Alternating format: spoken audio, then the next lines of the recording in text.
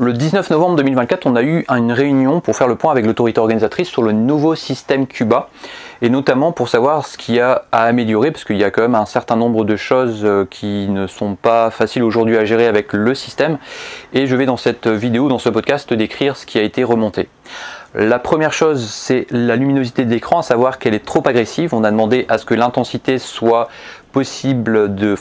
qu'on ait la possibilité de régler l'intensité de façon plus basse que le minimum qu'on peut faire aujourd'hui et qu'en plus de ça, on puisse la mémoriser. Parce que la difficulté aujourd'hui, c'est que si tu coupes le contact et que tu rallumes, il va se remettre en intensité maximum. Ça a été remonté et aussi peut-être la possibilité quand on est, tu vois, sur l'écran principal comme ici ou sur une mission, enfin sur une course, c'est d'avoir peut-être un logo, un peu comme les voitures, une sorte de lune qui permet au conducteur d'appuyer dessus pour avoir tout de suite l'intensité minimum qui s'active. En tout cas que ce soit plus facile et plus rapide. Ensuite, il y a le fait que quand il y a beaucoup d'élèves qui arrivent à un arrêt, donc tu sélectionnes ta course, tu la valides, il y a du monde qui monte, et tellement de monde que quand ils passent leurs cartes les uns après les autres, le système il n'a pas le temps de gérer parce que ça va trop vite pour lui. On a demandé à ce que ce soit plus rapide, en tout cas que le système détecte rapidement le système les cartes de chacun, pour qu'ils ne soient pas des fois plantés, parce que ça arrive quand il y en a qui passent très rapidement, notamment les lycéens qui vont sur Brest, que le système il n'arrive pas à suivre et que le lycéen, ils attendent pas, ils voient que ça passe pas, donc ils continuent à monter, à s'asseoir à bord sans que leur carte ait été validée.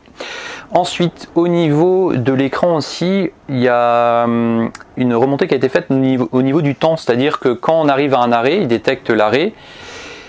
et que on est à 59 minutes avant le départ, il va considérer que le car peut partir. C'est-à-dire que comme il n'y a pas les secondes, on pourrait partir un peu plus tôt que l'heure prévue. Ce qui était demandé, c'est qu'on puisse avoir en plus des minutes, des secondes, pour savoir à quel moment partir exactement.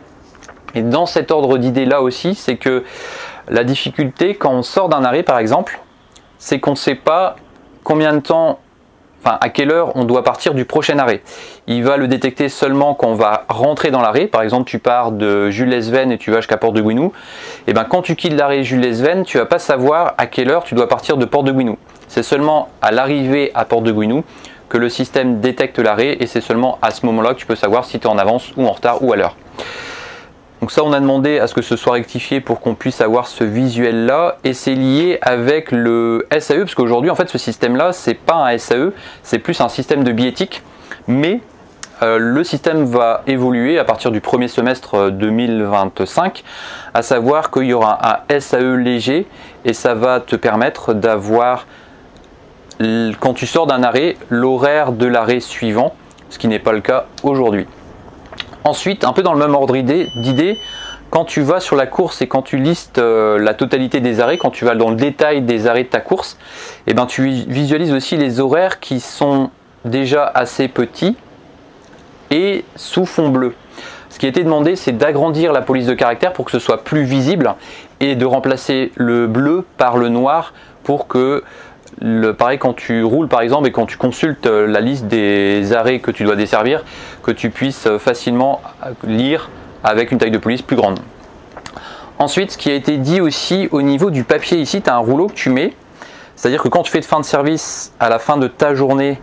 il y a un ticket qui sort et des fois le ticket il est tout petit parce que le système il n'arrive pas à bien sortir le ticket tout simplement parce qu'il n'est pas bien positionné dans le système. Ce qui a été demandé, c'est que quand le rouleau il est mis, qui est un sorte de guide en plus pour qu'il n'y ait pas de difficulté quand le ticket va sortir, parce que